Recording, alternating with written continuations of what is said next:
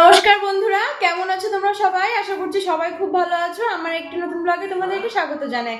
তো আজকে আমি করতে চলেছি পেঁপে দিয়ে আলু দিয়ে কাতলা মাছের ঝোল।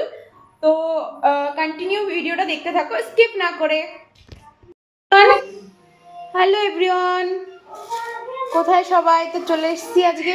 এই দেখো, এটাকে কি বলে? এটাকে নাকি মুরিঙ্গা বলে, জানি না কি, তোমরা কমেন্টে জানিও। আমি তো জানি নাম সজনে ডাঁটা।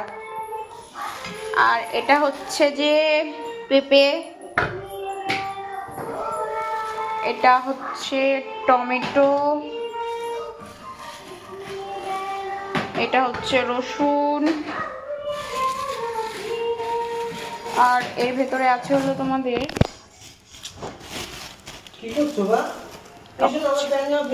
ধনেপাতা, আর আমাদের হচ্ছে কাঁচা লঙ্কা। এই হচ্ছে সবজি বাজার, বেশি করিনি কারণ নষ্ট হবে এই কারণে। যাই হোক, এর মধ্যে কি আছে দেখি, দাঁড়াও।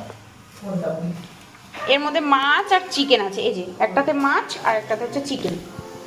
আর এদিকে ডিম গরম হচ্ছে। আর দেখো, এখানে নিয়ে নিয়েছি আমি কাঁচা লঙ্কা, গোটা জিরে আর আদা।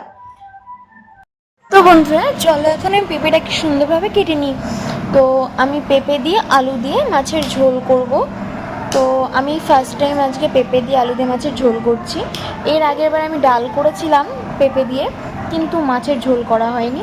তো যাই হোক, এখন দেখতে পাচ্ছ পেঁপেগুলো কেটে নিয়েছি, কেটে নিয়ে সুন্দর করে ধুয়ে এবার এটাকে সেদ্ধ করার জন্য বসিয়ে দিয়েছি। আর এদিকে দেখো, আমি মাছগুলো সুন্দর করে ধুয়ে নিয়ে আর এদিকে আমি নুন হলুদ মাখিয়ে নেব। নুন হলুদ মাখিয়ে নিয়ে সেটাকে আমি ভাজবো। তো যাই হোক, আমি এখানে সানরাইজের হলুদ ইউজ করছি, তোমরা যে যেটা ইউজ করো সে সেটা ইউজ করতে পারো। আমার মনে হয় আমার সানরাইজটা সুবিধা মনে হয়, মানে কালারটা খুব ভালো আসে, এই জন্য আমি সানরাইজটা ইউজ করি। তো আমি যাই হোক এখানে সুন্দরভাবে মেখে নিয়ে রেখে দেবো মাছটাকে। আর এটা হচ্ছে কাতলা মাছ, যেটা বলতেই ভুলে গেছিলাম, কাতলা মাছ আলু দিয়ে পেঁপে দিয়ে ঝোল। আর এদিকে দেখো, আমি প্যানটা বসিয়ে দিয়েছি উনুনে। তো এখন আমি তেল দিয়ে নেব।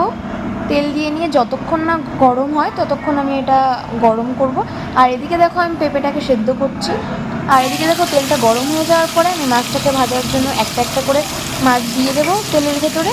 তো মাছ ভাজাটাকে দেখো 6 পিস মাছ হয়েছে, তো আমরা 4 পিস দিয়েছি, 6টা একসাথে দিয়ে নিই। আর এদিকে দেখো, আমি আলুটাকে কেটে নিয়েছিলাম, নিয়ে ধুয়ে টুয়ে ভাজতেও দিয়ে দিয়েছি। সব কিছু তো সবসময় ক্লিপগুলো নেওয়া হয় না, যাই হোক আর কি। এরপর আমি দিয়ে দেবো এর মধ্যে একটু জিরে, গোটা জিরে দেবো ফোড়নে, গোটা জিরে সাথে একটা তেজপাতা। অনেকে একটা শুকনো লঙ্কা ইউজ করতে পারো, তো আমি আর ইউজ করিনি শুকনো লঙ্কা। অনেকের অনেক রকমের প্রবলেম হতে পারে গ্যাসে।